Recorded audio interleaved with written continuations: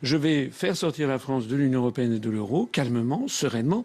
On ne va pas se couper du reste du monde, hein, vous savez. Regardez la Suisse. La Suisse, elle n'est ni dans l'Union européenne, ni dans l'euro, ni dans l'OTAN. C'est pourtant un pays qui est très ouvert sur le monde et qui a d'excellents contacts avec ses voisins et qui, de surcroît, reçoit le plus de conférences internationales au monde. Pour vous, en envisageant simplement la sortie de la zone euro et encore par référendum et au terme d'une négociation, Marine Le Pen ne va donc pas assez loin ?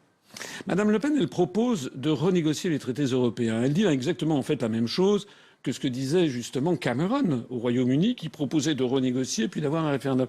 Madame Le Pen propose la même chose que Cameron. Elle propose d'ailleurs la même chose en définitive que M. Dupont-Aignan ou que M. Mélenchon. M. Mélenchon n'est pas encore candidat, il va peut-être l'être. Ils proposent tous de renégocier les traités. Et moi, ce que j'explique, c'est que pour renégocier les traités, il faut avoir l'accord de 28 gouvernements et des 28 peuples. Ça fait 56 accords unanimes. Toute l'histoire récente a montré que c'était impossible de renégocier les traités. Donc quand c'est comme ça, eh bien, on en sort calmement et sereinement. Vous nous dites au passage, vous sortez aussi de l'OTAN. Pourquoi ? Parce que l'OTAN n'a plus sa raison d'être dans la mesure où le pacte de Varsovie s'est effondré. C'est pas moi qui le dis, c'est Charles de Gaulle qui le disait, qui disait à Alain Peyrefitte, lorsque le pacte de Varsovie, les communistes seront effondrés, l'OTAN n'aura plus sa raison d'être. Moi, je ne veux pas que la France soit assujettie à une puissance étrangère, les États-Unis d'Amérique. Et d'ailleurs, je me permets d'insister sur un aspect très important des choses. C'est que nous ne sommes pas là pour les élections législatives, nous sommes pour l'élection présidentielle. Et le président de la République en France, son pouvoir est fixé par l'article 5 de la Constitution. Le président de la République est le garant de l'indépendance nationale. Alors moi, j'aimerais savoir comment les autres candidats interprètent ceci. On ne peut pas assurer l'indépendance nationale, c'est-à-dire la démocratie, si la France est assujettie à un bloc militaire, un bloc monétaire et un bloc qui fixe. C'était pourtant déjà le cas sous le général de Gaulle. Non, parce que Charles de Gaulle n'avait pas fait entrer la France dans le commandement militaire intégré. Pas dans le commandement militaire intégré, mais elle était quand même membre. C'est exact. Mais à l'époque, il y avait la menace objective du pacte de Varsovie. Mais maintenant qu'il n'y a plus cette menace objective, la France doit reprendre sa souveraineté et son indépendance. Et je vais vous dire pourquoi. C'est parce que la France, elle doit se tourner vers le monde du 21e. Vers la Russie. On parle souvent de votre proximité avec Vladimir Poutine. On dit que vous l'admirez beaucoup. Et c'est vrai que vous avez souvent des commentaires assez élogieux à son égard. Oui, parce que je considère en effet que la Russie actuellement est en plein renouveau. Mais vous savez, je ne suis pas dans la main de Poutine, ni dans celle de Trump, ni dans celle du président Xi Jinping. Moi, je suis dans la main du peuple français.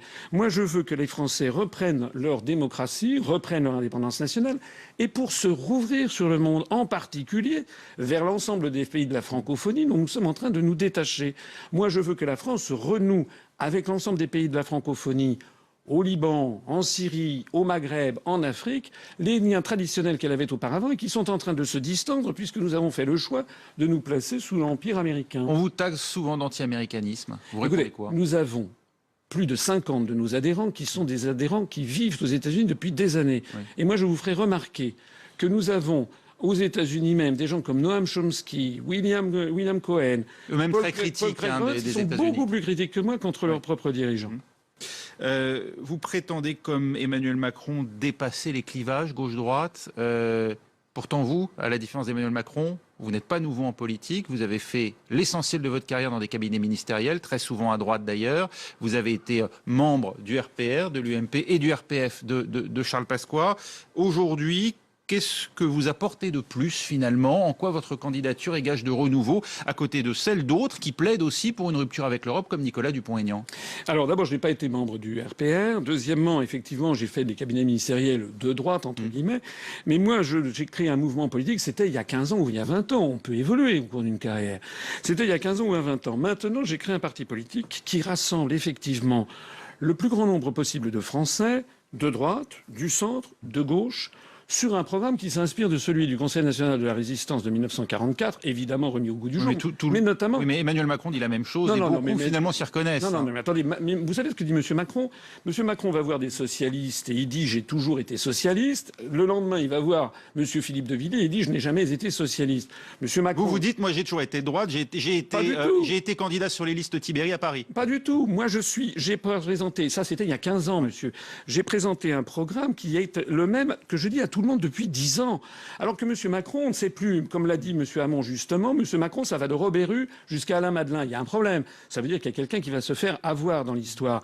Moi, j'aimerais bien avoir un débat avec M. Macron et j'aimerais présenter à M. Macron, et d'ailleurs aux téléspectateurs, le rapport des grandes orientations de politique économique fixées par la Commission européenne qui nous dit ce que doit être la politique économique et sociale de la France en 2017 et puis on débattra de ça. Mais pourtant, vous dites vous-même, beaucoup de mes électeurs viennent de la gauche. Oui, donc on peut faire l'union finalement. Oui, mais on ne le fait pas sur l'ambiguïté. Moi, je ne dis pas aux électeurs de gauche, je suis de gauche, et je ne dis pas aux électeurs de droite, je suis de droite. Je dis à tous mes électeurs, nous avons un programme, nous devons nous rassembler pour, à titre provisoire, pour récupérer notre souveraineté, notre indépendance nationale, comme nous a fait obligation l'article 5 de la Constitution. Ce que je disais à l'instant, il n'y a aucune ambiguïté, il n'y a aucune contradiction.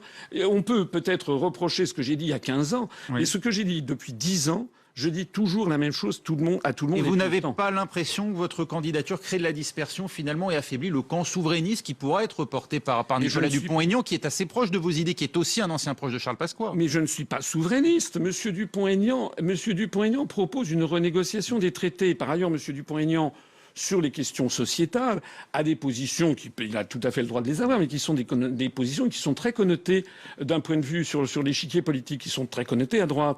Ça n'est pas du tout mon cas. Monsieur Dupont-Aignan s'est fait le chantre du grand remplacement. Ça n'est pas du tout mon cas. Sur des questions de société, comme par exemple le port du voile ou l'affaire du Burkini de l'été dernier, vous avez été choqué par les arrêtés, par exemple? L'affaire du Burkini, j'ai considéré, je ne me suis pas exprimé pendant un mois, parce que j'ai considéré que c'était un sujet de diversion et que le rôle d'un chef d'État, c'est de rassembler les Français au-delà de leurs convictions ethniques, de leurs origines ethniques, de leurs convictions religieuses et de leurs convictions politiques. Regardez Henri IV qui avait rassemblé les Français après les guerres de religion. Moi, je veux que les Français se rassemblent sur le même projet qui est tout simplement la défense de la France. Vous revendiquez 5e partie de France avec 16 000 adhérents. 17 000 adhérents bientôt. 17 000 aujourd'hui. Vous allez les chercher assez loin. Vos vidéos, elles sont mises en ligne, par exemple, sur le site d'Alain Soral, Égalité et Réconciliation. Vous avez des liens avec ce mouvement? Non, je n'ai aucun lien avec Soral, mais nos vidéos sont reprises par de très nombreux internautes. Et ça, je n'y peux rien. Mais M. Soral, puisque vous en parlez, passe son temps à me taper dessus, à appeler à voter pour Mme Le Pen. Et d'ailleurs, puisque, si j'ai bien compris, vous portez attention aux gens qui soutiennent les uns et les autres, je vous signale que M. Henri de Lesquen m'a traité d'ordure cosmopolite il y a quelques jours. Président de Radio Courtoisie, pour ceux qui nous regardent, qui est une radio effectivement très à droite et proche de Jean-Marie Le Pen. Il m'a traité d'ordure cosmopolite et il soutient M. Fillon. Et j'aimerais savoir si, lorsque vous verrez M. Fillon, vous allez lui dire qu'il a des liens avec l'extrême droite. Merci. Pour vous, c'est un gage d'honorabilité, l'insulte donc de Oui, parce que je suis tout sauf d'extrême droite. Merci beaucoup, François Asselineau, d'avoir été avec nous. Je rappelle donc que vous êtes très officiellement, depuis aujourd'hui, validé par le Conseil constitutionnel, candidat à la présidence de la République. Merci beaucoup. Restez avec nous. On se retrouve pour un nouveau journal tout de suite dans Paris Direct.